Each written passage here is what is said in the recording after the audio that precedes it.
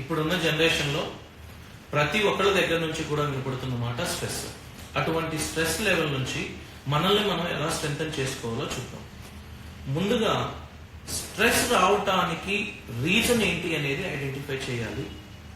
అలానే మనం స్ట్రెస్ లో ఉన్నాము అని చెప్పటానికి మన బాడీ ఎటువంటి సిమ్టమ్స్ ని ఇస్తుంది, అది తెలుసుకున్న తర్వాత దాన్ని ఓవర్కమ్ చేయటానికి ఎటువంటి టెక్నిక్స్ ని అప్లై చేయాలి. స్ట్రెస్ అనేది ముందుగా ఎందుకు వస్తుంది అనేది చూద్దాం. స్ట్రెస్ 2 టైప్స్ ఉంటుంది, internal stress and external stress.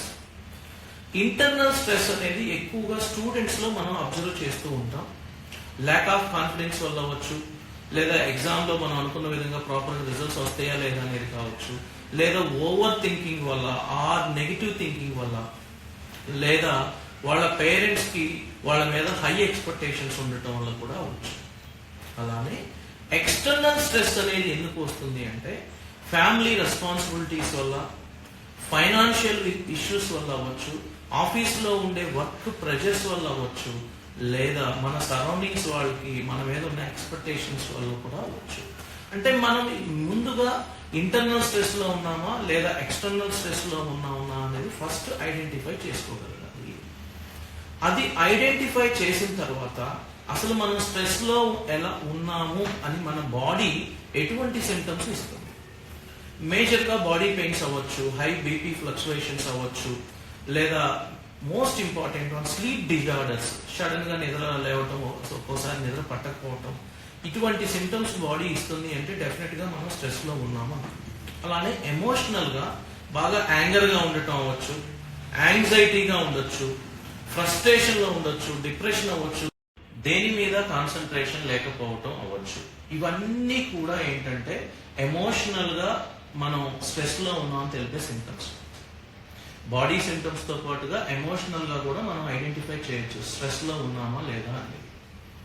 ఇలా ఏ రీజన్ వల్ల వస్తుందనేది తెలుసుకోవటం అండ్ మనకి ఏ సిమ్టమ్ ఉందో చూసుకున్న తర్వాత దాని నుంచి ఎలా ఓవర్కమ్ చేయాలి అనే దానికి సింపుల్ టెక్నిక్స్ అండి. మనం కొన్ని టైం వల్ల వచ్చే ప్రాబ్లమ్స్ ఉన్నాయి. ఇన్ టైంలో మనం అనుకున్న వర్క్ కంప్లీట్ చేయకపోవటం వల్ల వచ్చు ఆఫీస్ లో, లేదా ఏదైనా టీచర్స్ మనకి ఇచ్చిన వర్క్ ని ప్రాపర్ గా కంప్లీట్ చేయకపోవటం అవ్వచ్చు. అటువంటి అన్ని ప్రాపర్ గా టైం మేనేజ్ చేయటం ద్వారా స్ట్రెస్ ని కంట్రోల్ చేసుకోవచ్చు. అలానే నెగిటివ్ థింకింగ్ కానీ లేదా ఓవర్ థింకింగ్ ఉన్నప్పుడు, ల్యాక్ ఆఫ్ కాన్ఫిడెన్స్ ఉన్నప్పుడు పాజిటివ్ మైండ్ సెట్ ద్వారా మన స్ట్రెస్ ని కంట్రోల్ చేసుకోవచ్చు. ఒకటి టైం మేనేజ్మెంట్ ద్వారా, ఇంకోటి పాజిటివ్ మైండ్ సెట్ ద్వారా చేయొచ్చు. And most important one physical exercise ద్వారా, డైలీ వాకింగ్ చేయటం ద్వారా కానీ, లేదా యోగా టెక్నిక్స్, ప్రాణాయామ టెక్నిక్స్ ద్వారా కానీ డెఫినెట్ గా స్ట్రెస్ ని కంట్రోల్ చేయొచ్చు. అలానే breathe in breathe out techniques, simply nasal ద్వారా ఒక 4 to 5 సెకండ్స్ బ్రీతింగ్ చేయటం అండ్ మౌత్ ద్వారా మనం ఎయిర్ ని రిలీజ్ చేయటం ద్వారా breathe in breathe out, breathe in through nasal and breathe out to mouth. ఇంకోటి 444 టెక్నిక్ అంటాం. అంటే first breathe in 4 to 5 seconds and then stop 4 to 5 seconds and then again breathe out through nasal అని. ఈ technique కూడా మనం apply చేయొచ్చు. So positive mind set కానీ, లేదా టైం మేనేజ్మెంట్ ద్వారా కానీ, లేదా physical exercise or yoga, main గా ప్రాణాయామ ద్వారా or breathe in breathe out techniques ద్వారా మనం స్ట్రెస్ ని కంట్రోల్ చేసుకోవచ్చు.